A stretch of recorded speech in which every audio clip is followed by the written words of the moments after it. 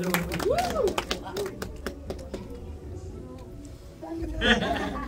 Sige. Pagigilin ka. Sige. Ako na magtatansin, in-Norwegian ko pa. Ikaw na una, ha? So, since you're the first, no, yung balita ko, after nanalo ka, I heard from the grapevine that after you won that night, hindi ka nakatulog. Kasi grabe ang tawag sa'yo, phone mo, and you have to respond to. Nung nanalo ka, I think years and years ago, may nangyari ganun yung si Jake Cuenca won.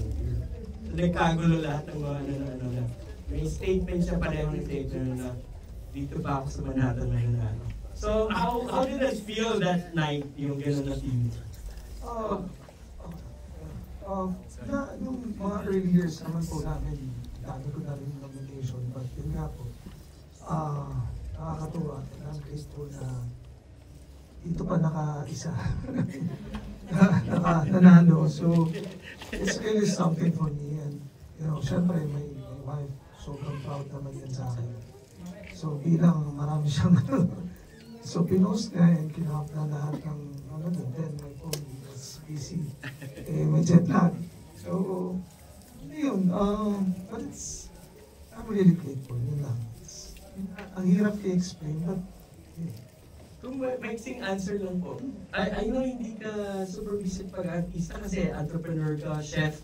Tapos biglang God gave you this opportunity. Ano po yung na nag-decide kayo, ikaw, and siguro yung buong pamilya mo to do this? Itong pelikula ito, bakit ka nag-decide na matanggap?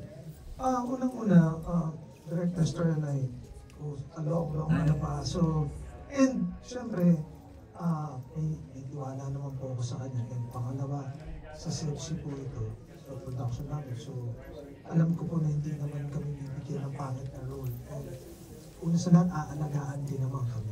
Yeah, so walang rason para hindi namin. Ang ganda nung may trust, no? Like kunwari yung role nyo may trust kayo nga na aalagaan kayo sa ano. Ano naman yung feeling na bakit mo rin tinanggap tong role na to? Why did you choose this role and you said yes to this? I guess you were excited about the message. Sa inyo po, ano yung feeling yung naging message nito as a character mo tsaka sa pelikula po? Okay, because lahat naman tayo dumaan sa pandemya. Especially those fathers na buhay sa pandemya. Talagang mahirap. No? So, para sa akin, as hindi pa tatay dati, syempre, hindi ko alam kung paano ko to. With the help of direct immersion, siguro nabigyan ko po ng justice. Hopefully nabigyan ko po ng justice the character of Mama. No, kung hindi niyo po ako namamukhaan, ako po yung bibig ko. So, Ed, sorry pag matanong ko po, ano naman feeling nakita mo dun sa projection na to? Yung laser na projector na to. Lahat kasi ng filmmaker na nakita yung pelikula nila. Wow, anong klaseng projector to? How does it feel yung... Yeah. Paano naman pa-flex naman po na nag-enjoy kayo dito? Sobra nag-enjoy kami dito, especially here in New York and dito sa cinema. Yeah. Teka, talking about excited na akong makausap Lay, ang sister natin, si Regine. So how does it feel? Besides, syempre, ikaw yung the most glam nung gabi yun at the awards night. So you accepted on behalf of the Best Ensemble Award. So I know part naman ng life mo yan to be honored and the accolades, di ba? How does it feel naman to be part dito ng, Philippine-American History Month celebration? Nanalo kayo sa International Film Festival Manhattan. At ayun ang mga kapatiran sa audience, di ba? Di ba nakakatawa ng puso? So please, tell me yung feeling mo to be here at the International Film Festival Manhattan. Okay. Yeah, it's really a blessing. Kasi po, I posted something about this on TikTok. Sabi ko, for the longest time, I don't have anything in the Philippines. Because, I stopped acting after giving birth. And then, sabi ko sa asawa ko, tanggap ko na. I will I will stop acting. And then, suddenly this came. Tapos, it was my comeback to them. And thank you Directness for, believing in me, for trusting in me. Kasi wala na po I stopped believing in myself. Parang, okay, I'm ready to give up my showbiz. And then, Pwede po ba ako mag-produce? ito ko yun, ito ko. Siya po bang pwedeng hanapin ng producer? Sister Regine. So this is really something for me. Like, this is really big because, you know, I'm not doing anything in the Philippines. Tapos biglang nagkaroon pa po ka ng recognition. Amen to that. I know, in Manhattan, in New York. Amen. Pero po, sana mabalik po ulitin, di ba? Sa collaboration po. Pero pwede mong, paano po, usually sa mga film festival, ino-honor natin ang director. Hindi tayo nandito kung hindi tayo pinagbuklod-buklod ng director Nestor. Yes. Okay. Positive things about director. Positive po very positive daw. Ikaw ba man? Positive po. Meron ka Sa tamang totoo lang, pinag-usapan nga namin. Sabi ko, direct, nanalo akong best actor. Sabi ko, ikaw yung nagbigay sa akin.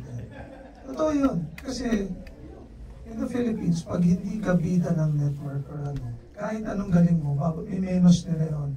Hindi ka mong ibibenta, hindi ka bibigyan ng sansa.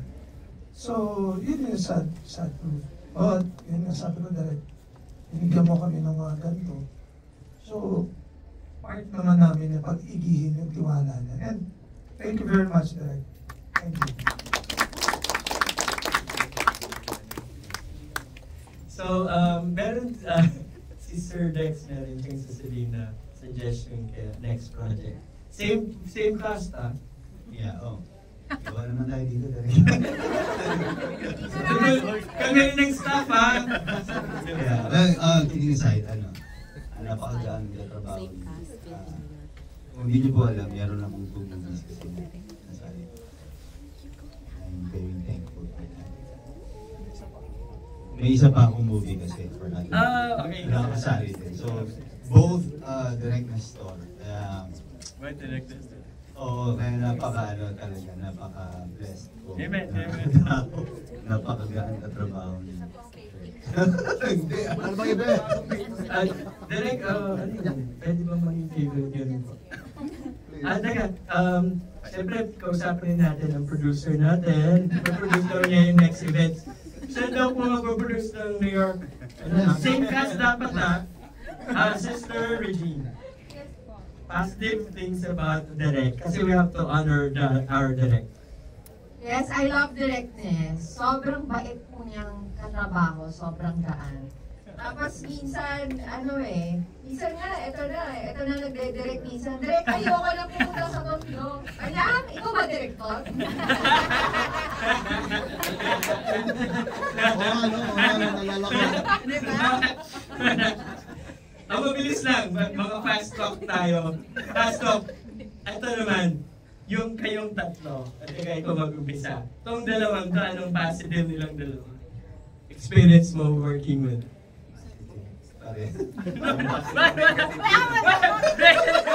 Wala daw yan. Parang positive, negative yung mga both talkative yun. Kasi si MJ. Sagutin mo na. Ba't walang masagot? Ano daw? Positive naman. Walang masabi. Positive nga yun, yung both talkative nilang dalawa. Okay, positive. Positive okay na yun. Expressive. Diba? Yeah. Okay. Siguro we speak our minds lang sa mga. Sister naman. Ano po ba? Sige. Positive nilang dalawa? Hindi silang dalawa naman. Ah, Talkative ka daw. talkative din po siya. Tapos, Positive ang talkative. Teka, ano yung term natin sa Pilipinas? dahil chismoso. Showbiz. Hindi, magkaan po silang trabaho. Maganda yan. Yes, both of them. Yung rapport po kasi namin lahat eh. And in fairness, dun sa cast namin, walang bad vibes. Alam niyo po yung gano'n? Maganda yan, maganda Lahat yan. sila magaan kasama. Wala pong, kunyari, pag you're excited to go to work every day. Kasi, excited ako sa mga kasama. Yes, Kasi yung mga dating sa mga, makikipag-lasty ka na naman ako. So, yun po. Okay, I like. Ano sige. Actually, pareho kami ugali. So, but yeah. Ano po siguro? Isa lang siguro maano ko from this trip, itong journey namin na to. Magkakasipangs talaga kami sa isa't isa. And this is really something unexplainable, something special. Kahit po sa personal ko, sabi ko nga po, parang may nabago sa akin. But yeah, it's really something, and thank God. Alam niyo ba nakakataba po ng puso sa mga thank yous yun and feedback. Kasi po maraming mga showcase dito sa nanalo. Umaakit naman po yung ano nila. Of course, meron na kayong level. Yun na. Meron po kami mga director dito na naging professional telenovela directors sa Pilipinas.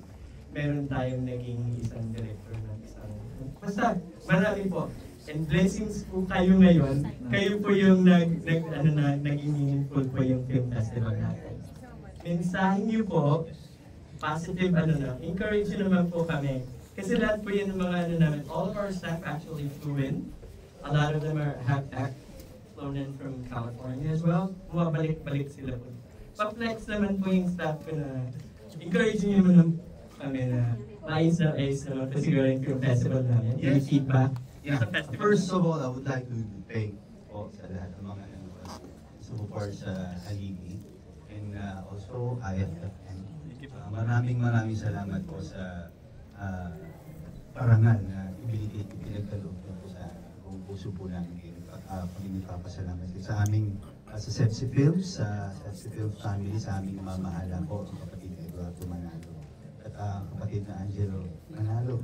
And maraming salamat sa lahat po sa Panginoong Diyos po, ang lahat ng kapatid. Thank you so much. You know, Luis Pedron, this is really something big. Especially, ang pelikulang Pilipino po, medyo dying na po siya. Pero, slowly coming back po siya. So, this is really something very big for us po. So, thank you so much, IFFM, and of course, to Brother Angelo Manalo, and especially to our Executive Minister, Brother Eduardo.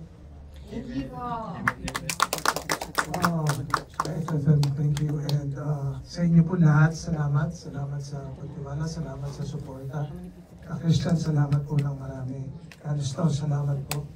Sa amin po lahat, maraming salamat. Thank you po. Alam niyo po, tatapusin ko lang po, no? Pero laging sinasabi ko, ladies and gentlemen, the hottest actors in the world! Christopher and Jack! Tapos meaning kayo yung pinakasigat ko. Ayan na yung next feeling